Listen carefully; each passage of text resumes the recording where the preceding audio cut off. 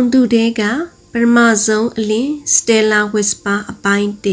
1အားလုံးပဲမင်္ဂလာပါရှင်ကျေတာယာတွေရဲ့တူတူလေးပြောတဲ့နေကိုနားဆင်ဖို့ Stella Whisper ကနေကြိုဆိုပါရရှင်ကျမတို့ညဘက်ကောင်းကင်ကြီးကိုမော်ကြည့်တဲ့အခါလင်းလည်နေတဲ့ကြယ်လေးတွေကိုမြင်ရတာထူးဆန်းအံ့ဩဖို့ကောင်းတယ်မဟုတ်လားဒါပေမဲ့သင်တစ်ခါလောက်စဉ်းစားမှုပါသလားဒီစက်ကြောလာကြီးထဲမှာဘာအလင်းရောင်မှမရှိပဲဘာကျဲတပွဲမှမရှိပဲမှောင်မဲနေတဲ့အချိန်တစ်ခုကြည့်ခဲ့ဘူးတယ်ဆိုတာပေါ့ဒီနေ့ညမှာတော့ကျမတို့အားလုံးရဲ့အစဦးစက်ကြောလာရဲ့အဦးဆုံးမိအိမ်လေးဘလို့စတင်လင်းလက်ခဲ့တယ်လဲဆိုတဲ့ပုံမြင်လေးကိုအတူတူနားဆင်ကြည့်ကြရအောင်နော်ဒီခီးစဉ်ဟာလွန်ခဲ့တဲ့နှစ်ပေါင်း73.8ဘီလီယံစီကိုပြန်သွားကြရမှာပါရှင်စက်ကြောလာရဲ့အမှောင်ခေတ် Big Bang လို့ခေါ်တဲ့မဟာပေါက်ကွဲမှုကြီးဖြစ်ပြီးတဲ့နောက်ပိုင်းစက်ကြောလာကြီးဟာအခုလိုလှလှပပမရှိသေးပါဘူးအဲ့ဒီအချိန်မှာ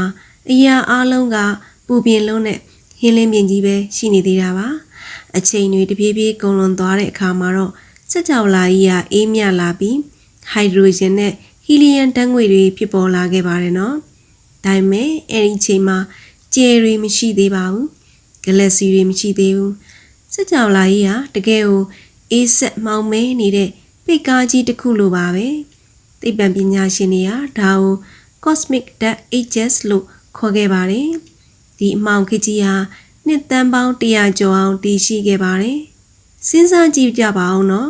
ဘာအလင်းရောင်မှမရှိတဲ့နှစ်သန်းပေါင်းများစွာသောအမှောင်လူတွေမှာကျမတို့ရဲ့စက်ကြောလာကြီးဟာအဖို့မရှိပဲတိတ်ဆိတ်နေခဲ့ကြတာပါ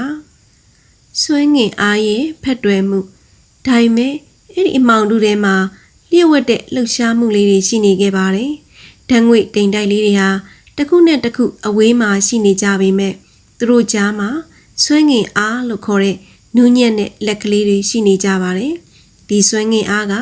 ဓာတ်ငွေ့အတန်လေးတွေကိုတိုးတိုးလေးခေါ်လိုက်သလိုပါပဲ။ဟေးတယောက်နဲ့တယောက်အဝေးမှာမနေကြပါနဲ့တော့အတူတူဆုံကြရအောင်ဆိုပြီးတော့ပေါ့ဓာတ်ငွေ့တိမ်တိုက်လေးတွေကတဖြည်းဖြည်းစုမိလာကြတယ်သူတို့စုမိလေးလေးတစ်ခုနဲ့တစ်ခုပုတ်တိုက်မိပြီးအပူရှိန်တွေထွက်လာလေးလေးပါပဲဒါဟာကျေတပွင့်မွေးဖွားဖို့အတွက်ပထမဆုံးသောပြင်ဆင်မှုပါပဲကျေလေးရဲ့ပထမဆုံးငိုတန်းဒီဓာတ်ငွေ့လုံးကြီးရဲ့အလဲပဟိုမှာအပူချိန်တွေကဘလောက်ထိမြင့်တက်လာသလဲဆိုရင်ဒီဂရီစင်တီဂရိတ်တန်းချီတဲ့အထိပါပဲအဲ့ဒီအချိန်မှာပဲအတန်လေးတွေဟာတစ်ခုနဲ့တစ်ခုတင်းတင်းကြပ်ကြပ်ပွေဖက်လိုက်ကြရင်ကနေနျူကလ িয়ার ပေါင်းစပ်မှုဆိုတဲ့အံ့ဩစရာစွမ်းအင်တွေပေါက်ကွဲထွက်လာပါတော့တယ်အဲ့ဒီမှာဖြတ်ခနဲမှောင်မဲနေတဲ့စကြောလာကြီးရဲ့ပိတ်ကားကိုအလင်းရောင်တစ်ခုကစတင်ဖောက်ထွင်းလိုက်ပါပြီပထမဆုံးသောကြယ်ကလေးဟာသူ့ရဲ့ပထမဆုံးအလင်းရောင်ကိုထုတ်လွှတ်လိုက်တာပါဒါဟာစကြောလာကြီးအတွက်တော့အပျော်ဆုံးအခိုက်အတန့်ပေါ့အမောင်တူကြီးဟာအလင်းရောင်ကိုနေရာဖယ်ပေးလိုက်ရပါပြီ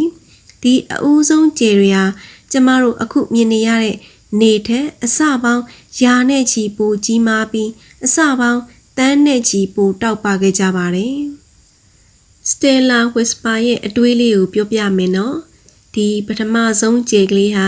သူ့ရဲ့ဘဝတက်တန်းကုံဆုံးသွားတဲ့အခါမှာတော့ပေါက်ကွဲထွက်သွားပြီးသူ့ရဲ့ကိုရီးယား dressing တွေကိုစက်ကြောလာတဲ့ဖြန့်ကျက်ပေးခဲ့ပါတယ်အဲ့ဒီ dressing တွေကမှတဆင့်နောက်ထပ်ကျင်းသစ်တွေဂျူတွေနဲ့နောက်ဆုံးကျမတို့ဖြစ်တည်လာခဲ့ရတာပါဒါကြောင့်ကျမတို့ဟာကျင်းတွေရဲ့သားသမီးတွေလို့ပြောရင်မမှားပါဘူးသင်စိတ်ညစ်နေတဲ့အခါဒါမှမဟုတ်အားငယ်နေတဲ့အခါမှာကောင်းကင်ကြီးကိုတစ်ချက်လောက်မော့ကြည့်လိုက်ပါအမောင်တူထဲမှာအလင်းရောင်ကိုပထမဆုံးရှာဖွေတွေ့ရှိခဲ့တဲ့အဲ့ဒီကြယ်ကလေးရဲ့ခွန်အားတွေသင်စီမှာလည်းရှိနေပါတယ်ဒီညတော့ကြယ်ကလေးတွေရဲ့အကြောင်းကိုစဉ်းစားရင်းအေးအေးချမ်းချမ်းအိပ်ဆက်လိုက်ပါအောင်နော်ကျမကတော့ Stella Whisper ပါနောက်ထပ်ပုံမြင်လေးတွေမှာလည်းပြန်ဆုံကြမယ်နော်ကောင်းသောညလေးဖြစ်ပါစေရှင်